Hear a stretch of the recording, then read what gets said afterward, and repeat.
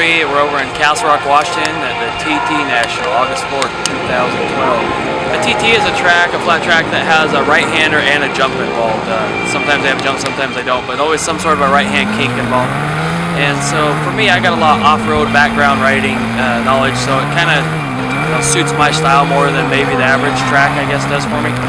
But it's just fun to try to turn right and jump at the same time like a flat track bike. So the jump here at Castle Rock isn't that big of a jump, so it's not really like you need to learn how to know how to jump here, but it's just a new obstacle for us to tackle. Starts, I'd say, #1 key here. After that, another thing to work on is going to be the right-hand turn, or the turn 1 coming in off the start line, each lap. It's a real odd shape. It kind of slowly, gradually gets sharper and sharper and sharper, and it's a real high speed. Your bike's trying to unload suspension, trying to go the opposite way that you're wanting it to go, and it's usually really slick right in here. So it's a real handful trying to get through here fast and in the right spot where you want to be. But then after you get a lap under your belt, we're going to be entering turn 1 a little bit higher. We're going to keep it out a little bit higher here because this is a real sharp turn 2 exit that you want to be on the inside, because if you're on the inside, it's going to set you up for that right-hander.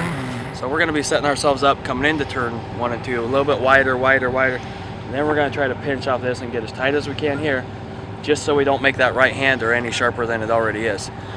So it's real important to stay right down here where the dry marbles are. It looks like we're going to be in there. And then try to hold the gas on through that right-hander as much as you can to get that back end stepped out. It's one of the hardest things on this track is to let your back end step out on the right-hander on this track, because there's a lot of traction right there usually, and it's awkward. It takes a lot of effort to get your bike spinning through that right-hander. So that's going to be a tricky little part there. So if you can get through there with your bike back end stepped out a little bit, that's going to be another big key. And then the jump and everything, pretty easy to go over. Right after the jump, we got a real sharp left-hander.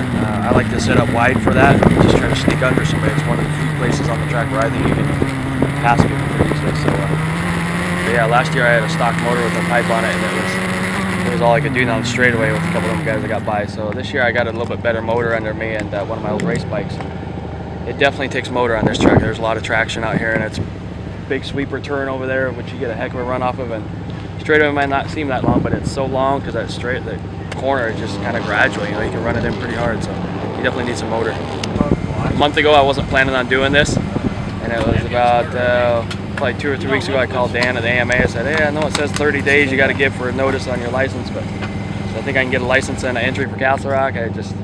My boy Cody was coming over to race Thursday. I was going to bring him over. I thought, well, I might as well go do it. What the heck? One more time. I've been racing local stuff with the guys at home, and I can still ride the bike pretty decent with them. So I thought, well, I don't want to regret anything later in life. I don't want to get hurt, but I'm going to come out here and have fun, It's all about having fun in my book. And if I get a good result, hey, that's awesome. If not, I'm totally fine getting the way out of here in last place or whatever. It don't matter to me. I'm not afraid to get beat anymore. It's about life, right?